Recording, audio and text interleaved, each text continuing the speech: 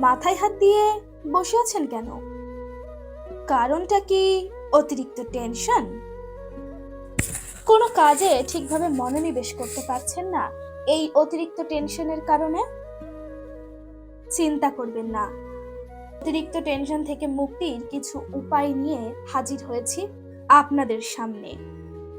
হেই everyone, আবারও একটা motivational video নিয়ে আপনাদের সামনে হাজির হয়েছি। তো চলুন আজকের দিনটা একটু পজিটিভিটি আর নতুন স্বপ্ন দিয়ে শুরু করি। তাহলে চলুন অতিরিক্ত টেনশন থেকে মুক্তির উপায়গুলো ঝটপট জেনে নিই। আসলে জীবনটা কখনোই পুরোপুরি সহজ নয়। প্রতিদিনের ছোট ছোট দায়িত্ব, ভবিষ্যতের চিন্তা আর সম্পর্কের টানাপোড়েন, এই সব কিছু মিলিয়ে আমাদের মনের উপর এক অদৃশ্য চাপ সৃষ্টি হয়। অনেক সময় এই চাপ এতটাই বেড়ে যায় যে আমরা বুঝতেই পারি না কখন সেটা টেনশন থেকে অতিরিক্ত টেনশনের রূপ নেয়। আর এই অতিরিক্ত টেনশনই ধীরে ধীরে আমাদের সকল সুখ, সকল স্বপ্ন আর সকল আত্মবিশ্বাসকে ধীরে ধীরে গ্রাস করতে শুরু করে।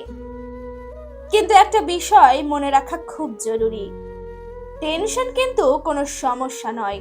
সমস্যা হলো আমরা এটাকে কিভাবে সামলাই, সেটাই বোঝার বিষয়।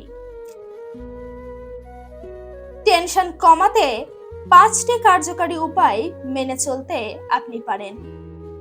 প্রথমত, নিজের চিন্তাগুলোকে একটু থামাতে শিখুন। যে বিষয়গুলো আপনার নিয়ন্ত্রণে নেই সেগুলো নিয়ে অতিরিক্ত ভাববেন না।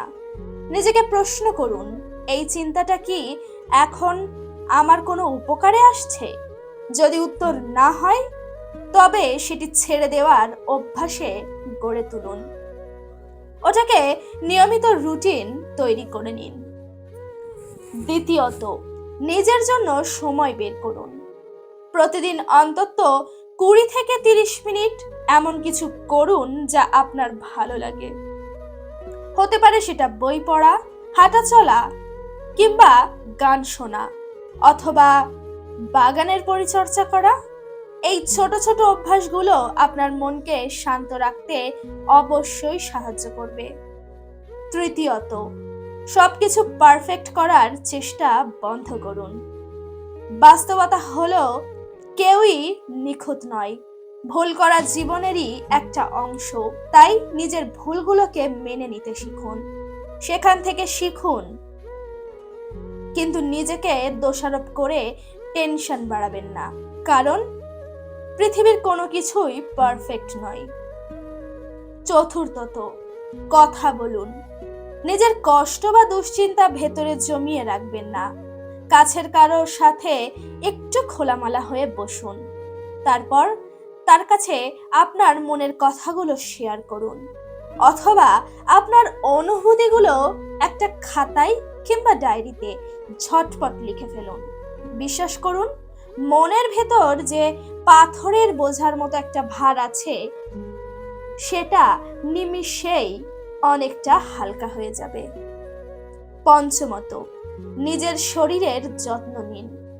পর্যাপ্ত ঘুম, নিয়মিত ব্যায়াম আর সঠিক খাবার, এই 3টি জিনিস আপনার টেনশন কমাতে অনেক বড় ভূমিকা রাখে। শরীর ভালো থাকলে মনও কিন্তু ভালো থাকবে। তাই মনটাকে শান্ত রাখা অত্যন্ত জরুরি। সবশেষে একটা কথা মনে রাখবেন, জীবনের সবকিছু আপনার পরিকল্পনা অনুযায়ী হবে না, আর সেটাই স্বাভাবিক। টেনশনকে জীবনের শেষ সত্য মনে না করে এটাকে একটা সাময়িক অবস্থা হিসেবে দেখুন, কারণ প্রতিটি কঠিন সময়ের পরেই একটা নতুন সকালের সূচনা হয়। আপনি যতই চাপের মধ্যে থাকুন না কেন, নিজের উপর বিশ্বাস রাখুন।